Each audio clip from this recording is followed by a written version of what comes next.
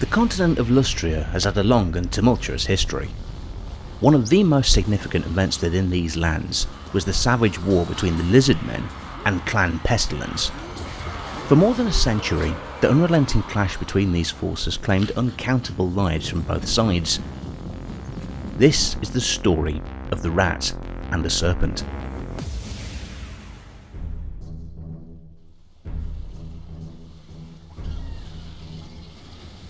Lustria is home to the Lizardmen, servants of the Old Ones, godlike beings who forged both life and the planet itself.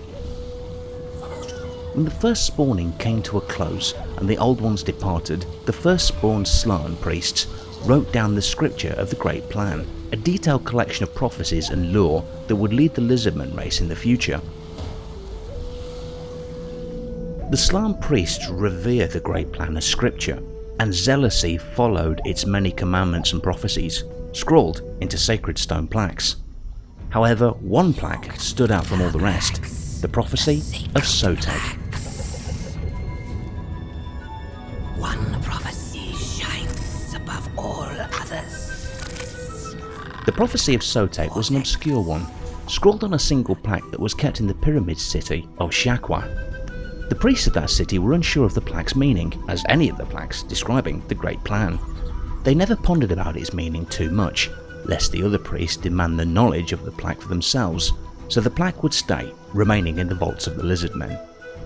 The prophecy predicted not only the fall of the gates in the north and the demon invasion that threatened the very world itself, but an enemy that would bring plague and death to Lustria. It would be a perilous time that the Lizardmen would have to endure, a crashing tide against a solid rock.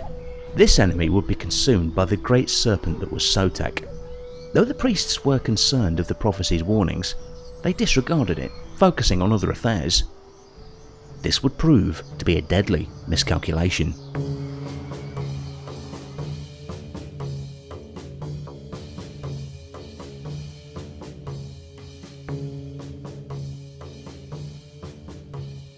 It was on the year of 1339 of the imperial calendar in which the warnings of the prophecies seemed to come alight. Around this time, a new power arose from the jungles of Lustria. A Skaven clan traversed the dry deserts of what is now known as Arabe. How these rat men found the tunnels beneath the Great Ocean to the jungle lands of the Lizardmen is unrecorded. Although the rat men were accustomed to the insect-filled swamps of the Old World, the virulent tropical diseases of Lustria began to take their toll. When the clan was reduced to only a few hundred surviving members, their fur soaked in cold sweat and their fevered brains racked by insane visions, the clan was visited by an epiphany. If they dedicated their lives to the Great Horned Rat, they would be spared. If they scoured the jungle for victims to sacrifice, the Great Horned One's hunger would be appeased. If they grew to revere the very diseases that were killing them, they might be born anew. And so, out of the darkest desperation, a new breed of Skaven emerged, the Plague Monks. Methodically, Clan Pestilens grew, plundering arcane secrets from the jungle ruins over the centuries, and learning to overcome countless diseases, fully devoting themselves to corruption. When the time came, they were ready to enact their plan and begin actively looking for cold-blooded reptilian creatures to sacrifice in the name of the Great Horned Rat. The Skaven and their pestilence arose in the Lizardmen spawning pools south of the temple city of Shakwa. The spawning pools were normally verdant and green, but suddenly they were turned black and sickly. Instead of healthy saurus and skinks, malformed mutants crawled out of the dark waters, walking with malformed legs and screaming with ulcer-filled mouths. They withered and died only hours after they were spawned, collapsing under the baking heat of the Lustrian sun.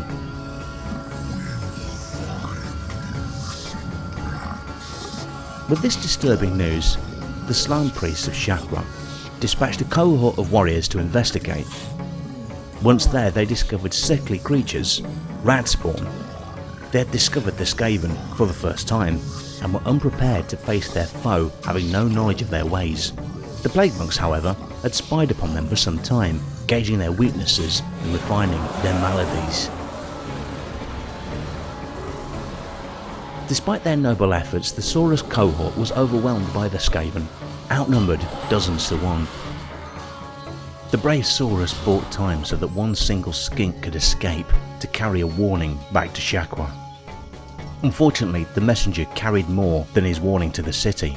Instead of salvation, it brought doom, for it had been infected by the seeds of Pestilens. It only took days before Shaqua itself was in anarchy. Skinks died in droves, as they were the most susceptible to the plague that the Skaven brought. As the infection grew out of hand, priests read aloud the Prophecy of Sotek to the masses and ordered warbands of skinks to seek out the rat spawn and to bring them as sacrifices to invoke the power of Sotek and drive the rat spawn back to their fetid dens. Many warbands did not return, but the ones that did returned with Skaven prisoners. They were dragged, kicking and screaming, into the newly constructed altar of Sotek to be sacrificed to the serpent god. However, this only made the disease plaguing the city worse, as these prisoners brought the sickness with them. The Slan priests themselves sickened, and soon they were sealed in underground tombs to be protected by their Saurus bodyguards. Our master will not wake. Without the Slan to lead them, the skinks of Shaqua were leaderless. As the last of the Slan was sealed away, a green comet with two tails flew overhead in the night sky. The forked tongue of Sotek hangs low in the sky. The Slan have felt it. Now I see it. Brighter, clearer. This was the herald of the coming Sotek.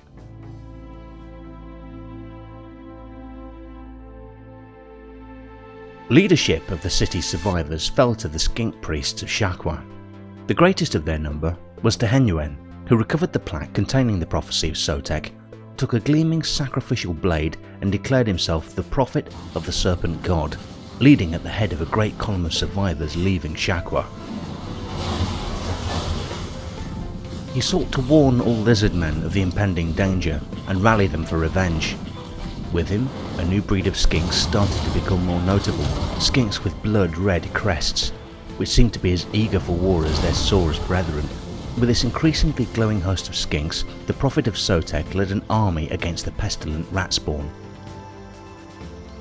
As skinks were the massive majority of the victims of the plague that was now sweeping the continent, many skinks were drawn to the red host of Tehenuen. They joined in droves, as the host travelled across the continent, relieving cities that were besieged by the rat spawn, killing many and sacrificing any that were captured to the serpent god. There was no mercy, no remorse. There was only death. The Prophet of Sotek demanded that the rat spawn be sacrificed so that he could manifest into reality and save the Lizardmen from the grueling war. It was said that when Sotek was properly filled with the blood of ratmen, the serpent god himself would devour the great horned rat, would spend an eternity stewing inside the mighty serpent's guts. As the Slan meditated on the right course of action, it was the Prophet of Sotek who rose up to lead the Lizardmen against the Skaven. Neither side showed the slightest mercy towards the other. Screeching Skaven hordes threw themselves upon the temple cities, looking to spread disease in cold-blooded beings, to sacrifice the great horned rat. Yes, one less thing! More, keep going! While skink war parties scoured the jungle, seeking out entrances to the ratmen's underground layers.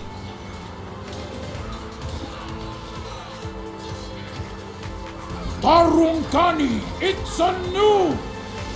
Slakani arsit! Kot slanax, shakuta taxalu! Atuonkani toa paka, skinkunka butcha!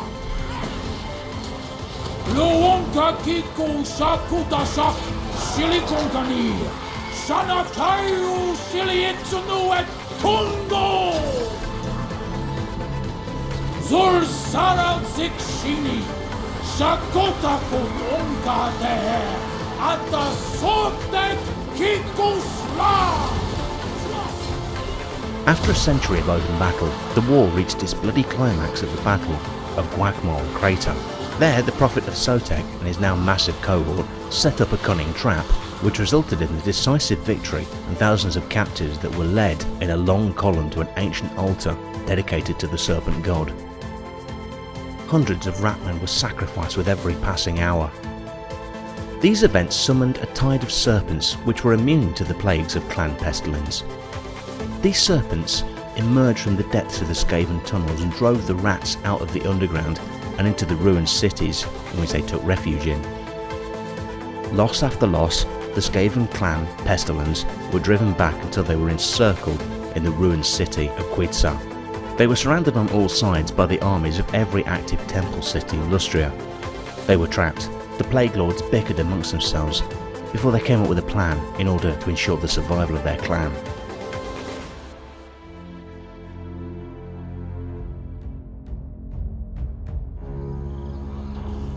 Mustering the entirety of Clan Pestilens in a horde that clouded the horizon, the Skaven attempted to make a last bet to break through the encirclement and reach the coast to sail from Lustria towards the Southlands. The entirety of the clan clashed onto the Lizardmen armies in an attempt to break through their lines in a mad dash to reach the coast.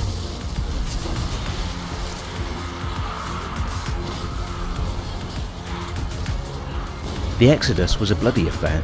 Every step towards the coast was hardly contested as the Prophet of Sotek strove for nothing less than total annihilation of the vile Ratmen. This was the Lizardman's chance to erase forever the taint of the vermicide from the continent.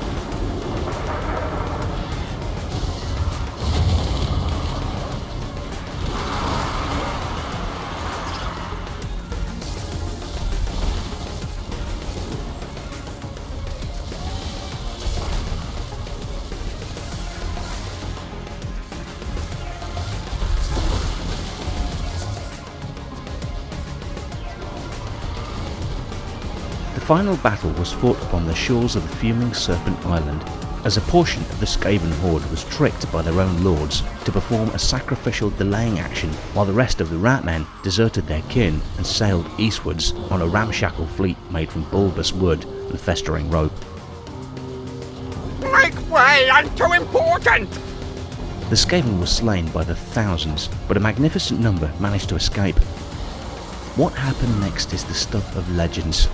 Skinks claim that at the height of the fighting, Sotek himself appeared, rising from the bubbling volcano in the form of a serpent of unimaginable size. It is said that Sotek dove into the sea to chase after the Ratmen and pursued them across the world all the way towards the Southlands. With the Ratmen defeated and finally out of Lustria, the Slan could not deny the reality of the Serpent God, and it was ordered that the altars be constructed in every temple city to bring fealty to him.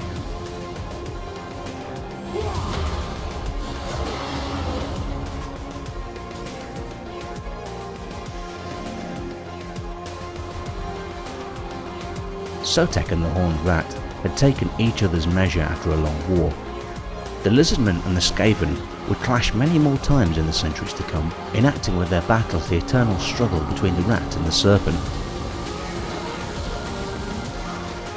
As for Tehenuin himself, it is said that he brings the words and commandments of Sotek to this day.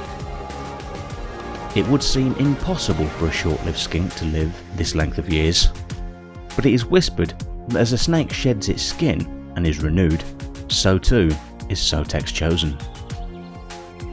Since those days, at times of great importance, a single red-crested skink priest has emerged from the deep jungle, claiming the title of Tehenuin, the once and future prophet of Sotek. Thank you for watching. On this channel we are putting together Total War cinematic battles and Warhammer lore videos. If you enjoyed this video and would like to support our work, you can now directly sponsor the channel through Patreon and help us in the making of more videos. Find the link in the description below, and see you on the next one.